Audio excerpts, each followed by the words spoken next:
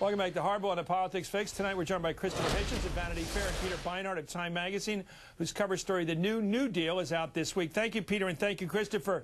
What do you make of Hillary Clinton as Secretary of State? Mr. Hitchens. Look, this is the woman who played the race card on Barack Obama. This is the woman who, if you were for change that you can believe in, or whichever change it was, you were voting against. This is the woman whose foreign policy experience consists of making a fool of herself and fabricating a story about Bosnia. This is the woman who, with her husband, have so many connections, fundraising connections overseas, Indonesia, China. Just look up the Senate report on their fundraising activities, the people they've pardoned, the amazing brothers of hers who nearly got the, was it the nut monopoly in Kazakhstan or something farcical like that. Just look it up. It's a ludicrous embarrassment for the president and for the country. Well, why is he look, we all know that Barack Obama's got a lot of candle power. He's a smart guy. He's politically adept. He won the presidential election as the first African-American. He's going over hurdles nobody thought anybody could do. And yet here he is with his biggest news story since his election. Everybody's buzzing about it. Why would he let this toothpaste out of the tube if he's not going to do this thing? Well, it's clear from what we've gleaned that the job is hers if she wants it. Yeah. So it's Clinton redo, not just Rahm Emanuel. Whatever this is, it's not change. Yeah. Well, let me go to Peter Beinart. Peter, where are you on this? I just totally disagree. I mean, I think she'd be very good. Bill Clinton's foreign policy was very good, particularly in the second term. I think its second term of foreign policy was about some of the best 4 years of foreign policy America has had in a very long time. Well, that's okay, but this is subordinate position she's accepting. Do you think she would fit in a subordinate position? In other words, advocating Barack Obama's foreign policy. Not hers, it would be in her interest for the Obama administration and her Secretary of Stateship to succeed. And she has a history of when she's an incredibly hardworking, very tough, very smart person. She made a success of the senatorship from New York. I think she'd make a success of it, yeah. Well, I probably disagree with Hitchens on this, but I am very suspicious when John Kyle, a major supporter of the war in Iraq, a complete hawk, a neocon in many ways, complete hawk, supports her for this. Henry Kissinger's come out of the woodwork. He supports her for this. Why do these establishment as conservatives want her? What are they up to? Why do they want her? I don't know what they want. Don't compare Kissinger to Kyle. I mean, Kissinger is a critic of the war and a so-called realist and someone who likes leaving. Well, why do they both want her? They're both Republicans. Why do they want her? Because she's a status quo type and they know they can, so to speak, trust her. She's a member of their club. Just a comment on what Peter said a moment ago. If you remember, and I'll drag you back to this Bosnia farce that she inflicted on us during the campaign.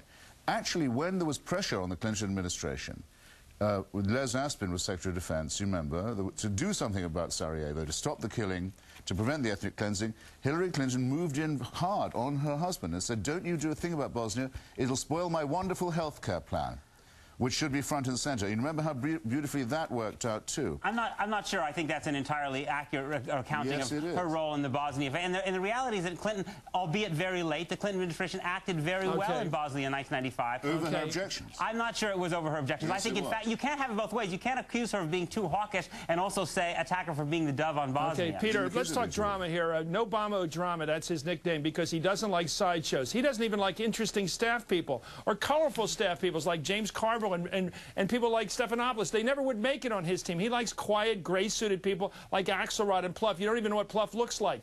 He doesn't like personality around him. Why would he bring the two biggest personalities in our lifetime into his cabinet, into his world, where anything Bill Clinton does, it's interesting to him? Why does he want Bill Clinton to explain? Rahm Emanuel is quite a character, and that was his first choice. He's not a quiet, retiring guy. I think Obama likes talent. I think he likes really smart people. Why does he want drama? Ambitious. Why does he want drama? I think he thinks that it's better to have the Clintons inside his administration than out, and I think that he thinks that she will do a very good job and that her interest and his interest will be basically aligned. As you know, there's a verb missing from what Peter just said. When people say you want them inside rather than out, there's a very important word that I can't use on your... I know the word. Yes, but the question is this. Sure, but Bill Clinton... Just before we leave the Kissinger point, remember, Kissinger had to decline the honor that Bush wanted to give him of being chair of the 9/11 Commission because it would have involved mentioning the names of all the people who he had business dealings with around the world. And he wasn't willing to do that with Kissing Associates. He didn't want to expose his clientele. Okay, will he accept the deal? The same thing, believe you me, is going to come up with the Clintons. Okay, gentlemen, I want to... Lynn Sweet of the Chicago newspaper sometimes had an interesting question. In fact, she proposed it.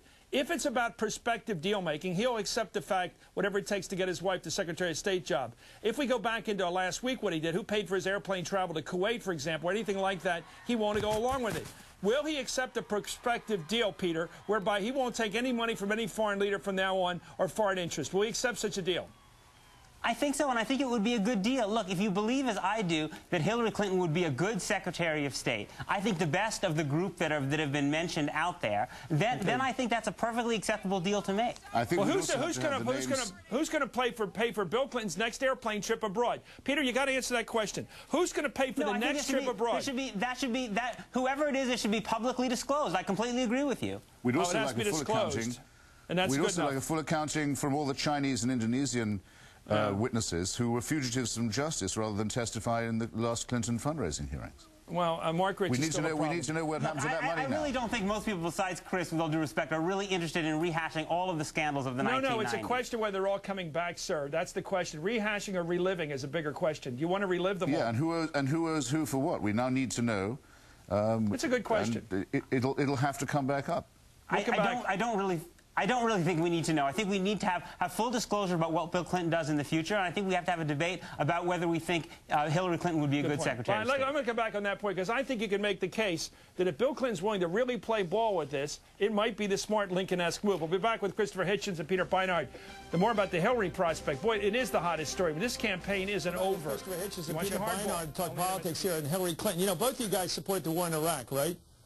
Both you guys. Yes. Now, let me ask you this. Fair enough. We argued about that. It's an intervention in Iraq. Well, that's great. Just like the incursion in Cambodia. I think I recanted, but okay, recanted is good, but it's not effective. Let me ask you this about this question. When I first heard about this thing, and I've been of two minds about this Hillary appointment for Secretary of State, I thought one thing he might be up to is really Machiavellian politics. Not the old thing, keep him in the tent instead of the outside the tent. But he may have to cut a deal in the Middle East. Bringing in Syria, cutting some deal where Syria separates itself strategically from Iran.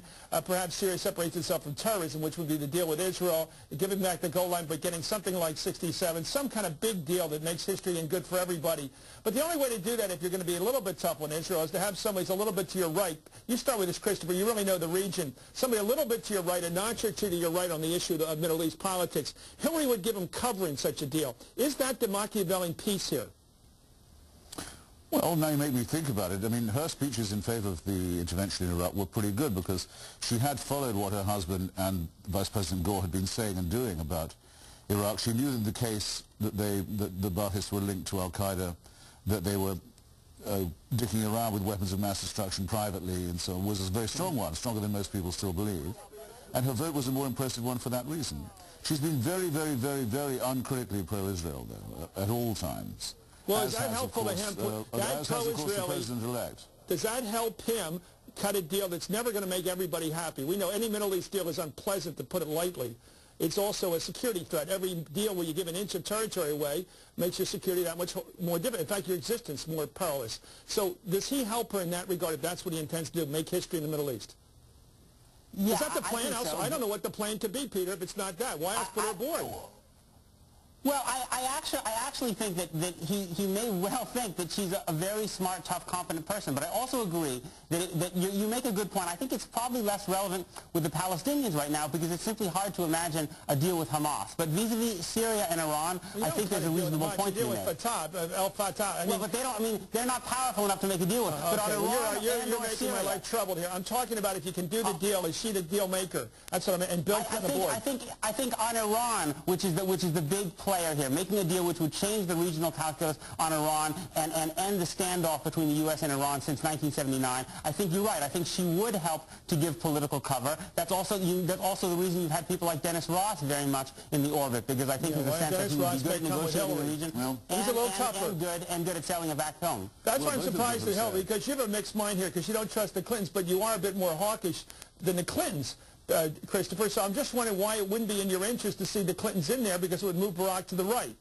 But on the crucial issue, Christopher, that we've all been afraid of for years, that a messianic regime, a fanatical regime, will get hold of apocalyptic weaponry, Yeah. We're now very close to finding out what that's going to feel like, and Right. to live with a regime that even if it won't go mad and use them, will be able to use those weapons to blackmail us. Right. Now, both the senators, Mrs. Clinton and Senator President-elect, have said that will never happen. Can we come back? Christopher, Right. can you come back? We have Very to, important. this is too big. We have to come back and talk about this. Thank you, gentlemen. Peter Beinart and Christopher Hitchens. We're out of time. Right now it's